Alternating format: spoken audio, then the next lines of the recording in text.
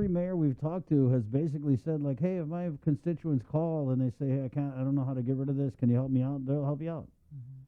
So the options are there. And the one about that 1,000 steps is it is a park. Yeah.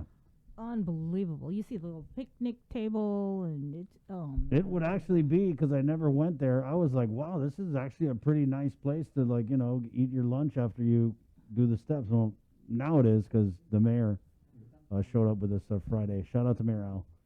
yeah. Let's And his staff. and his staff, of course, working very hard. 9:26. Let's go into the KUAM News Zoom room. You mentioned UOG just a few moments ago. Bree, we're talking invasive species, and we have from the University of Guam two professors of entomology, Dr. Aubrey Moore and Dr. Ross Miller. Thank you for joining us, guys. Half a day, Chris. How you doing? Hey. Doing pretty good. Good morning, Dr. Miller. How are you? Where are you at right now? I'm at GICC enjoying Guam's golf. I thought he was in front of a tree, and he's gonna be like, see this tree? This is the home of this invasive species right here. I'm actually looking for my golf ball. So you're invading the golf course. Gotcha. Yeah, checking out invasive species on the course. Part of my job. Field work. Let's go ahead and because I'm not sure. I was confused with the email chain. I don't know who covers which invasive species, but if you want to kind of maybe if you guys could go more into the specifics of which ones you guys kind of study and watch out for. Well, I work primarily on invasive ants and aphids, some crop pests, and I let Dr. Moore do everything else. He's the extension entomologist and is much better at identifying insects than I am. Right. And so so I work primarily with invasive ants, little fire ants, although I do have projects on Rhino Beetle, Asian citrusilla, and some other crop pests. Greater banded hornet, those are mine. let's talk about the little fire ants because I actually do have them at the house, and we've had Department of Ag on a couple times. How do they get here? How do we control them? It's a very interesting story. It follows on to your talk about garbage. Little fire found at a dump site. That was the first time we saw it on island. And it was found by a crew that was working on coconut rhinoceros beetle. Wow. At an infamous dump site up in Chico. Infamous dump site in Chico. Well, everything's ecology, everything is connected. Garbage is connected to invasive species. Yeah, little fire ant doesn't really fly. It walks or it's moved by people. And so one of the main ways it's moved around on Guam is in trash that people are dumping along the roadside. Wow. Huge problem. I remember when there was a huge problem with the LFA at the Asin Beach Park. Is that under control now? Pretty much, they treated the park itself. It's still up in the hills, up in the forest, and on the other side of the road, on the inland side of the road. But the park itself, I think they use some granular baits. And so, for example, if you have it around your house, the ant is actually quite easily treated using granular baits like Abdro or Siesta. And it works very well. You just have to do it at 6-week intervals for about a year, and that should take care of it. So getting mad at it doesn't work? Yeah. That explains a lot. What about the fight against the Rhino Beetle? We're still battling it. Winning. The beetle is winning. Oh, More and more trees as time goes on. We've got a really tough form of rhino beetle here. It's resistant to this really great biocontrol agent that worked elsewhere in the world. All you have to do is, it's a virus that kills only rhino beetles. Elsewhere in the world, you put it into the population as the beetle arrived on an island, and the problem would just basically go away. This is what happened in Palau. Palau has had the rhino beetle since before the Second World War. In the 60s, after this virus was discovered, it was introduced into Palau, and the problem just went away. The beetle was still there, but it was very hard to find. Remember first time I was on Palau about 30 years ago, I was looking for rhino beetle damage, and I think I saw one V-shaped cut in several days of driving the island. And nowadays they got a real big problem because they got the same biotype that we have, this so-called CRBG. The G is for Guam. It didn't evolve here. It came in already immune to this virus. And it's become a problem elsewhere in the Pacific, south of the equator. It's really hacking into the profits from the coconut industry in Solomons. It's destroying the oil palm industry in Papua New Guinea. So there are a lot of people looking for a solution to this particular problem. Doc, I know you said we're losing the war. Are we making any small inroads towards victory? Because I just want to say anecdotally, I do still buy sweet tuba. I do still get coconut candy. I do still see trees, especially in the south with coconuts. Yeah. So we do these roadside surveys, and the last survey that we looked at indicated that about 20% of our trees are showing damage. And as you know, we're losing trees. It's not just damaging trees, it's actually killing trees, which isn't good. We're losing our forests, basically. Rhino beetle is not the only invasive insect that we have here that's killing trees. You probably heard about the ancient cycad scale, this little tiny scale insect. It's killed 90% of our fadang plants, which used to be the most numerous plant with DBH of 5 inches in our forests. The forest is changing so quickly, we can't really keep up with it. And that's just 2 insects. Right. Let's talk greater banded hornet with Dr. Miller. Doc, this thing looks like a drone. It's big. It's about as big as your little finger. It behaves a lot like this so-called murder hornet that recently got into Washington State and British Columbia. It's a different species, but it behaves the same. It's a common insect in Southeast Asia, all the way now into Europe. It came in Guam about 5 years ago and feeds on other wasps and honeybees, and it's rapidly spread throughout the island. It's a problem around areas where there are small children and perhaps people that can't get away. So we get calls all the time that people see it, in their yards. And those are usually just hunters that are looking for food. And so we ask people if they have a nest, if they think that they have a nest, if they see wasps aggregating around an area, give us a call and we'll get the Guam Beekeepers Association on it and they'll come out and take care of it. It's here to stay, just another insect that we have to deal with. It's not a huge pest right now, other than it is attacking honeybees. And the good news is that it attacks boonie bees and other wasps that are also invasive. Are there any new invasive species that we haven't heard of? I mean, we always hear about the rhino beetles and the LFAs. Yeah, give us some of that new guys. We heard about the greater banded hornet. Oh God, little fire ant, been there, done that. Rhino beetle, 90s. There are lots of invasive species on Guam that you haven't heard about. And there are lots of invasive species on Guam that Ross and I haven't heard about. They're really pretty hard to get. We have thousands of different types of insects here. And some of them are almost impossible to identify. You really need a specialist. So we tend to identify the ones that come and bite us in the ass. Yeah. So it's true. We see the worst ones first, for sure. What about the brown widows? Brown widows. Yeah, that's actually been here for almost 20 years. Chip Guard found it up at the Anderson Air Force Base in a weather station years ago. And we sent it off to Pearl Harbor and then had it identified. And since then, it's been reintroduced, we think, maybe 2 or 3 times. We think it's established on the island. It's not much of a problem, except that people are worried about spiders. And we just tell people that, well, you just don't put your hands in any dark places that you can't see. And for example, they found it down at one of the warehouses down at the port. And it's, again, a very docile spider that the venom is quite toxic, and there are anti-venoms, which we don't have on Guam, but they're available in Hawaii. But mainly it's a pest of cool, dark areas that most people will never encounter. And if they do, again, you just watch where you put your hands.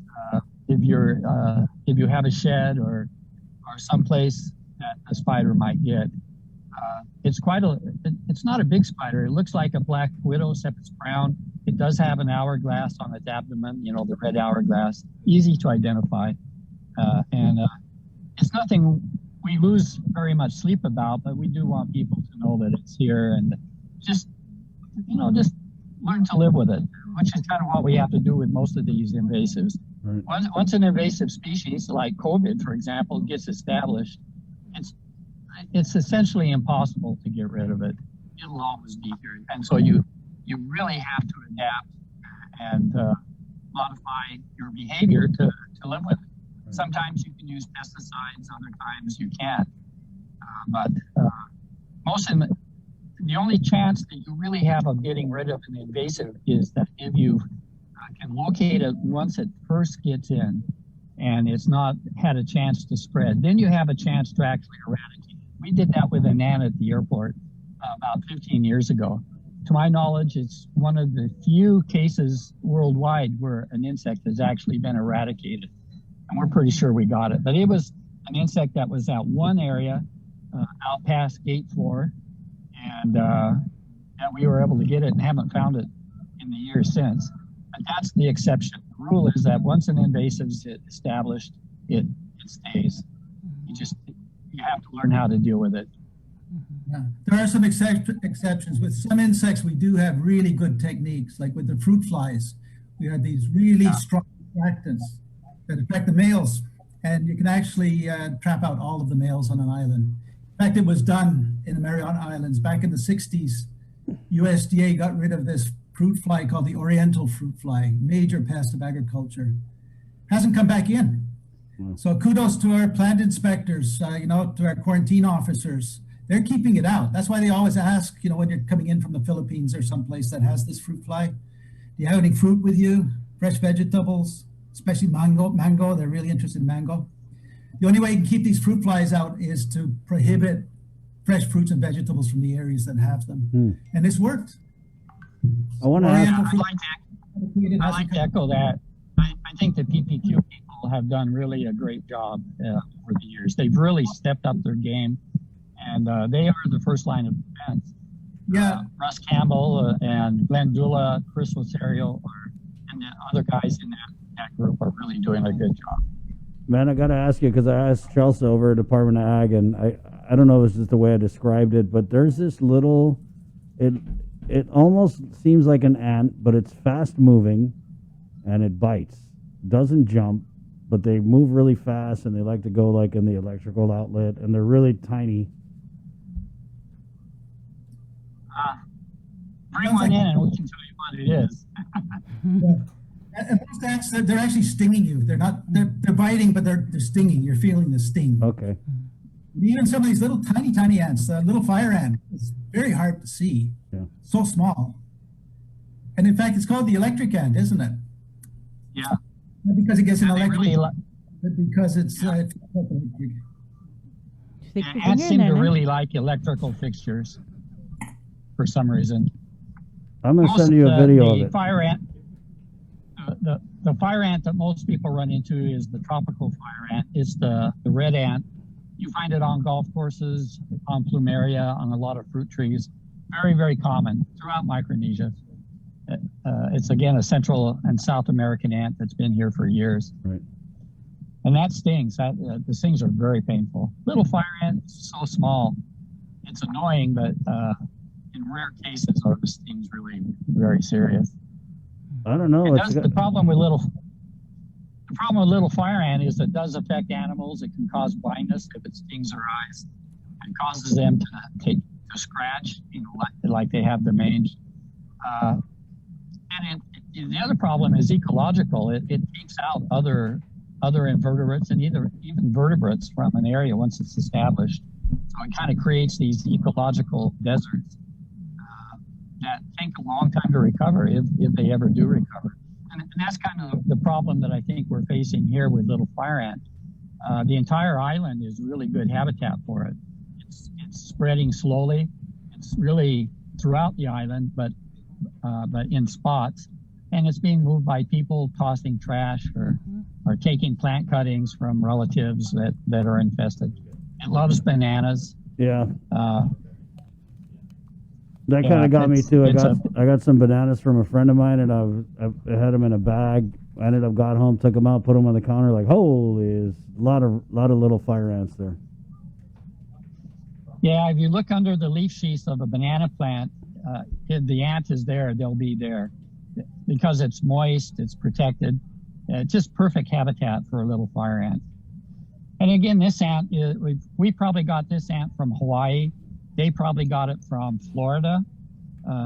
It first came into the Hawaiian Islands on the Big Island around Hilo. It's infested pretty much all the North Shore. It's also spread over into the Kona region. And again, here on Guam, we have it. It's recently spread to Yap. People took some infested plants, and when they moved, relocated from Guam back to home to Yap. And no, it's one that we're on the lookout for. We've been holding workshops throughout Micronesia for both rhino beetle and little fire ant, just letting people know that, hey, it's here, how to recognize it and how to deal with it once they encounter it. Rhino beetle, for example, is also on Rhoda, causing quite a bit of problems in the old copra plantation in southern Rhoda. And right now, it's in Hawaii, Rhoda, and Guam, not in the other islands. I really get a kick out of smashing them. Is that okay? Are we supposed to do that? Oh, sure. Okay. Smash away. Right on. Okay. A 3-wood works really well. Doc, we're going to let you get back to golfing. Thank you for your time. I really thought he was going to do like a field demonstration. Yeah. Yeah, well, if you want to see some rhino beetle damage, here, let's see if I can turn my camera around. You know, I don't know quite how to. Oh, yeah. Can you see those coconuts right there? Yeah. Yeah. Every one of them is infested with rhino beetle. Oh, wow. And they're still alive.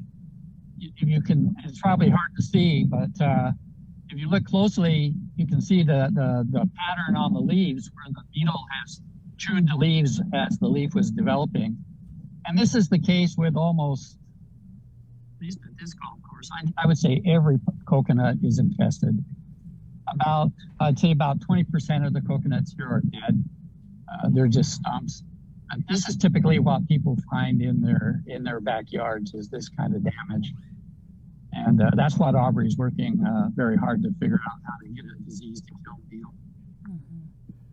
Why don't you try giving it gout? Maybe gout will work. I remember you guys used to do those pheromone traps, right? Are those just not working? They don't work. Oh, wow. Our beetle, for some reason, is not very attracted to the pheromone. So the traps catch less than 10% of the beetles that fall down. How long are you guys giving it till we start to see like an extinction of these of our coconut trees if we don't control That probably won't happen, but we're already seeing a rapid decline in the number of coconut trees on island.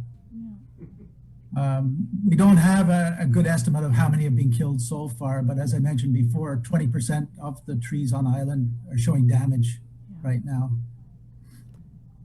And just to emphasize what Aubrey said, in Fiji, rhino beetle got in. What was it, about 60 years ago, 50, 60 years ago. They got the virus, and if you go to Fiji now, it's hard to find rhino beetle. It's there. And we think that if we can find a virus for the Guam biotype, Guam strain, the coconuts will come back.